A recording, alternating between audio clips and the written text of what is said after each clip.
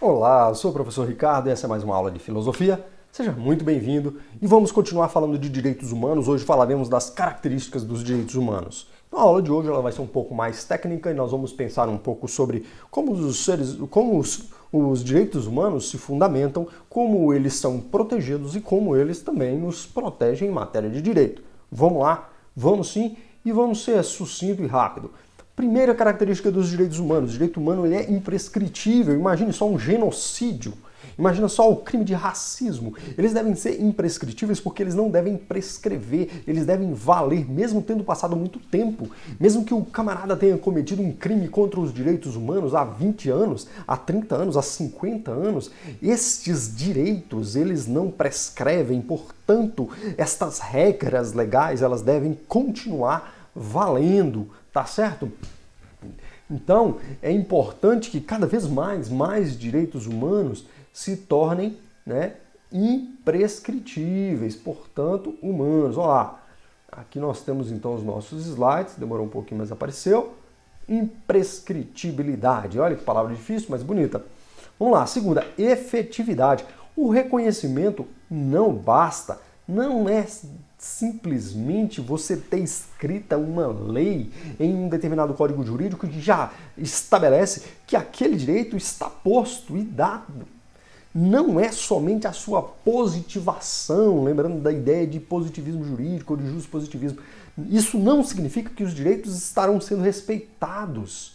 Daí que, por exemplo, a anistia internacional, os órgãos de defesa dos direitos humanos, a ONU, estarem sempre muito atentos à real prática dentro dos territórios nacionais dos direitos, das leis que configuram a salvaguarda dos direitos humanos, né?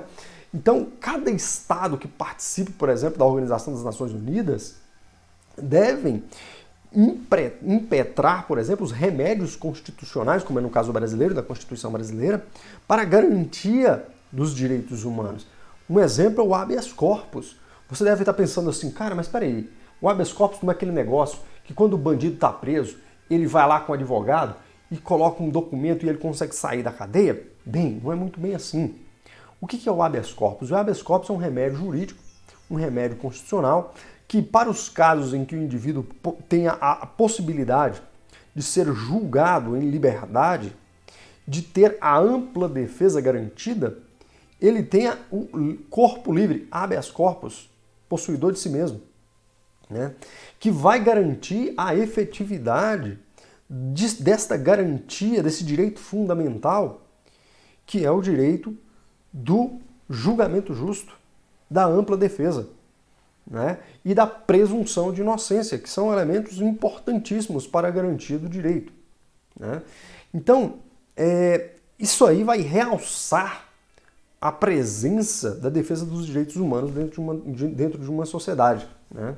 Então, o Estado, ele não pode deixar de planejar, ele não pode deixar de instituir valores e regras jurídicas que configurem a real efetividade dos direitos humanos. Não basta ter uma lei, não basta ter uma coisinha, tem que estar funcionando.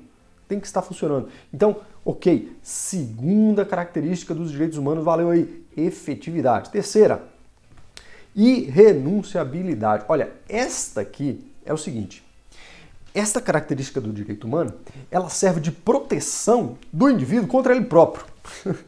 É isso mesmo, porque você não pode renunciar aos seus direitos humanos, aos seus direitos fundamentais e primeiros. Você não pode abdicar deles. Então isso te protege de ti mesmo, ainda que você queira, né? Só que a irrenunciabilidade, ela tem alguns limites, como por exemplo o fato de que algum indivíduo queira abdicar-se do seu direito à integridade física para realizar a doação de sangue, por exemplo, ou a doação de um fígado, por exemplo, de um rim, por exemplo. Então, ele está renunciando parcialmente ao seu direito à integridade física para que seja violado em certa medida o seu direito, né? É por isso que depois nós vamos ver que é uma outra característica do direito humano, a relatividade, né? Caso a caso tem que ser estudado. Mas é irrenunciável o direito humano, porque o indivíduo deve ser protegido dele próprio. Né? Então, muito interessante isso porque existiram muitos momentos da história em que, por exemplo, em um julgamento, alguém preferiu, né, ser morto a ser torturado. E isso considerou-se como justo, né, a morte daquele indivíduo que estava sendo punido por um crime, por exemplo. Mas aí, você tem que pensar o seguinte, cara, ele realmente pode renunciar à vida? Sendo este um direito fundamental? Ele pode renunciar à vida? Ou ele foi impelido a renunciar à vida? Né? Na verdade, ele foi impelido. Por quê? Ele seria morto de qualquer modo. Só que ele seria morto depois da tortura. E aí ele decidiu que então é melhor que ele seja morto sem tortura. Então ele não realmente tomou essa decisão. E além de que, essa decisão ela não pode ser tomada. Né? A não ser, obviamente, nos casos de eutanásia. Novamente entrando aí a questão do relativismo que é posto em relação aos direitos. Por isso que o direito humano é tão complexo. Por isso que não existe certeza absoluta. Por isso que tudo é um problema ético, tudo é dilema ético. Né? Então, ele não pode renunciar à vida. Mas ele se encontra em um estado de profunda penúria. E aí? É colocado então em pauta a possibilidade dele renunciar ou não à vida. Porque talvez ele já não possua nenhuma condição de dignidade, mesmo vivo. Então talvez seja este indivíduo mais digno renunciando à vida e, por exemplo, praticando a eutanásia.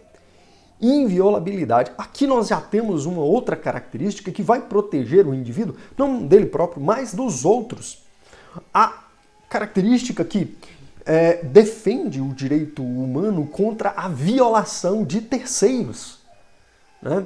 Os meus direitos humanos eles devem ser inviolados, eles não podem ser violados. Portanto, eu devo ter as garantias constitucionais e legais contra todo tipo de autoritarismo, contra todo tipo de força externa a mim que vá me impelir ao sofrimento extremo, à indignidade.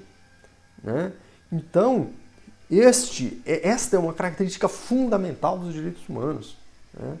Você vai ser protegido sob a força da lei, pela autoridade, pelo poder, pelos órgãos jurídicos e policiais, pela entidade pública, você vai ser protegido contra o desrespeito à sua dignidade. Isso só vai acontecer se a sua sociedade não pecar na outra característica que nós já falamos, que é da efetividade. Tá? Então, gente, muito importante. Vamos ver mais um aqui. Depois de inviolabilidade, inalienabilidade. Você não pode passar para outra pessoa. Tá? Você não pode transferir os seus direitos para outra pessoa, porque a outra pessoa ela tem os direitos dela. Então, é possível que exista um cenário em que os direitos humanos eles estão sendo cerceados, eles estão sendo limitados, e alguém se coloque em posição de dizer, não, leve a minha vida, mas deixa a vida do outro. Não, peraí, não pode transferir o direito humano de um para o outro. Né? Porque você se encontra em uma posição social de maior privilégio, de maior importância, de maior representatividade, você se coloca na posição de oferecer um pouco dos direitos que você possui ao outro. Não. Você tem que dar condições, e isso obviamente que nós temos que pensar de um ponto de vista coletivo, dar condições para que o outro tenha os direitos dele e viva em conformidade com esses direitos que ele verdadeiramente possui. Né? Opa, vamos para o próximo aí. Eu quero ser ligeiro hoje. Meu Deus, cadê o ponteiro do mouse? Aqui.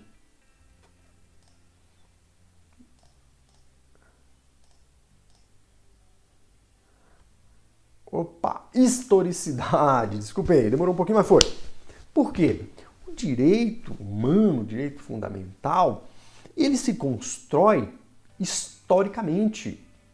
Não há como se esperar que os direitos humanos sejam o resultado de uma reflexão de um indivíduo só, sejam produto de um debate entre algumas pessoas, entre os legisladores que hoje se encontram dentro do Congresso Nacional, por exemplo.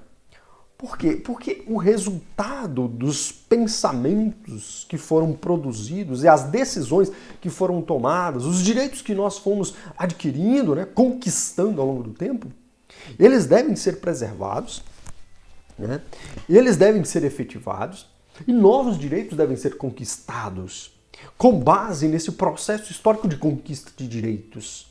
É por isso que nós temos que pensar que o movimento internacional de busca e conquista pelos direitos humanos, que se desenvolve lá no século XVIII, no Iluminismo, mas que depois vai ganhar força com uma primeira geração de direitos humanos no início do século XX, e depois uma segunda geração de direitos humanos em meados do século XX, depois da Segunda Guerra Mundial, e hoje nós já vamos falar de uma terceira geração de direitos humanos, pensando em direitos difusos, direito ambiental, direito do idoso, direito do adolescente, direito... Nós não podemos retroagir e falar, não, vamos começar de novo, não. Né? E nem devemos também pensar, né, de forma muito limitada, os direitos humanos são apenas uma forma liberal e ocidental de querer impor sua cultura para outros grupos sociais que vivem de forma diferente, portanto o direito humano não passa de um etnocentrismo. Não, não, não. Não vamos fazer esse tipo de raciocínio reducionista. Nós devemos pensar o seguinte, os direitos humanos ainda não prescrevem ou não coadunam ou não estão ligados a todas as formas culturais de direito natural. É preciso ou buscar estes modos de pensamento das culturas as mais variadas para que os direitos humanos cheguem até eles, ou mesmo, em alguns casos, tentar demover, tentar mudar o pensamento de alguns grupos sociais que ainda insistem em práticas desumanas, em práticas que são aterradoras. Porque tem gente que vai dizer assim, não, mas tem um pessoal lá em algum lugar do mundo, naquele lugarzinho recôndito do mundo, que pratica aquele atozinho tão singelo de mutilação do corpo humano, né? É tão simples e nem doloroso de cortar o clítoris da menina logo que ela nasce. Isso é tão singelo, isso é uma coisa cultural, isso a gente não precisa lutar contra isso não, porque é coisa deles.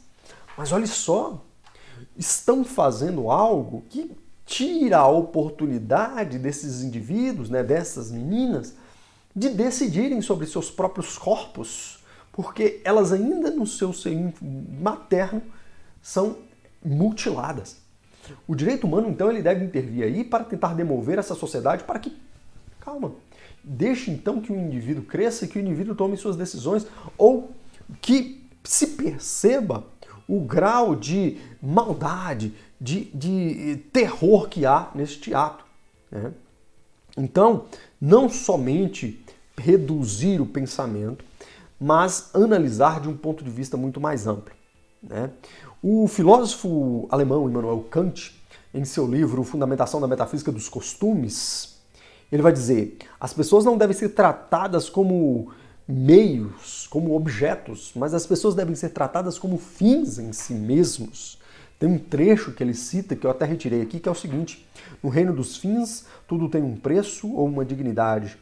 Quando uma coisa tem preço, pode ser substituída por algo equivalente. Por outro lado, a coisa que se acha acima de todo preço e por isso não admite qualquer equivalência, compreende uma dignidade. E o ser humano compreende uma dignidade, não tem preço. Isso é um processo histórico de formação dos raciocínios, dos pensamentos sobre direitos humanos. Vamos lá, então, vamos para mais um aqui. Proibição do retrocesso. Acho que a gente acabou já falando um pouco disso, né? Se foi conquistado, não pode ser extirpado, né?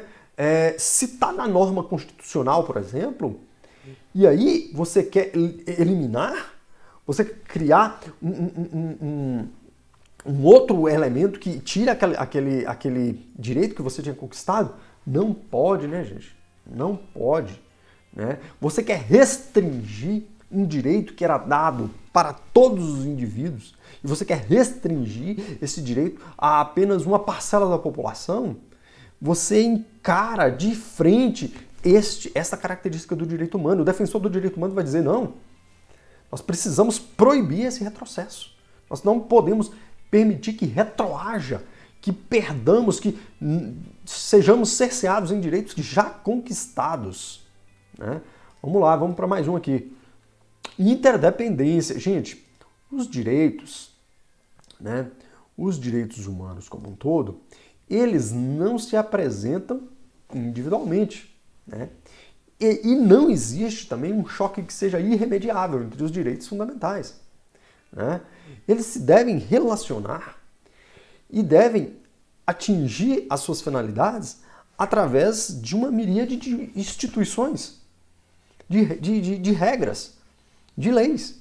Seja uma lei federal, seja uma lei estadual, uma lei municipal, todas elas devem interagir com um foco mais profundo de garantia dos direitos humanos, né, de busca e sustentação dos direitos humanos. Então tá aí, interdependência. Vamos para mais um aqui, relatividade. Nada na vida é absoluto, né, senhores? O direito, mesmo o direito fundamental, ele não pode ser tomado por absoluto. Daí a gente ter como os direitos humanos se encontram em uma condição de grande dilema moral. É por isso que é uma reflexão ética muito profunda. Né? O direito de liberdade, por exemplo, ele pode ser limitado pelo bem da sociedade, quando o indivíduo se encontra encarcerado em função de ter cometido um crime, ter sido julgado e condenado. Né? Agora, existem direitos, como o direito de não ser torturado, o direito de não sofrer penas cruéis, né? O direito de não ser reduzido à condição análoga à de escravidão. Esses direitos, talvez eles sejam até mesmo direitos absolutos. Né? A gente tem que pensar assim. Existe a possibilidade de encontrarmos direitos que sejam absolutos. Né? Mas a relatividade é exatamente essa postura frente aos direitos humanos que nos possibilita refletir sobre os direitos humanos. Não entender os direitos humanos como uma regra absoluta, porque afinal de contas é sempre possível que nós cheguemos a novas conclusões e conclusões que confiram mais dignidade aos humanos. Por isso, relatividade. Por isso, colocar os direitos humanos como abertos ao questionamento, abertos à reflexão, abertos, inclusive, à mutabilidade, a mudarem, mas sempre obedecendo àquela ideia de proibição do retrocesso, é óbvio, né? Universalidade. Os direitos humanos nascem para todos, independentemente de raça, nacionalidade, sexo, credo ou convicção política ou filosófica. Universalidade. O direito humano ele nasceu para isso. Para ser de todos, para ser para todos. Não tem como nós pensarmos em direitos humanos se nós não tivermos essa concepção básica de universalidade. Todos os direitos humanos são universais, são indivisíveis, são interdependentes e interrelacionados. A comunidade internacional deve tratar os direitos humanos de forma global, justa, equitativa, em pé de igualdade e com a mesma ênfase. Embora existam particularidades nacionais e regionais que devam ser levadas em consideração, assim como diversos contextos históricos, diversos contextos culturais, regionais, é, por outro lado, dever dos Estados promover e proteger os direitos humanos e as liberdades fundamentais, sejam quais forem os sistemas políticos, os sistemas econômicos e a cultura de cada povo. Isso está escrito, gente, na Declaração dos Direitos Humanos de Viena, foi escrito no artigo 5º, lá em 1993, para pensar que o direito humano é para todo humano. E aí você entra dentro daquele outro dilema complexo. Quem é humano? O que é humano? Né? O embrião é humano? Né? O que é o humano? O humano é depois que nasce? O humano é depois que sabe andar? O humano é depois que tem CPF? E aí nós temos um grandíssimo problema ético, um problema de bioética que está posto, que eu não tenho resposta, que você deve me ajudar a encontrar a resposta. Mas que tome muito cuidado para não resgatar valores tão arcaicos que nos impeçam de pensar os direitos humanos, porque os direitos humanos são modernos, não são assim tão medievais como muitos querem que sejam. Deste modo, Pensamos no direito humano como um direito imanente, aquilo que já nasce com o ser humano. E, portanto, pertence à substância, à essência de todos nós, à nossa interioridade, de todos os humanos. Olha, esta aula por hoje vai acabar por aqui. Eu espero que você tenha gostado. Se você gostou, deixa aquele like bonitinho, se inscreva aí no canal que a gente volta e eu ainda vou falar um pouquinho mais de direito humano. Espero que mais uma aula a gente feche esse conteúdo, abrindo aí sua cabecinha para muitas reflexões. Um abraço, até mais. Tchau, tchau.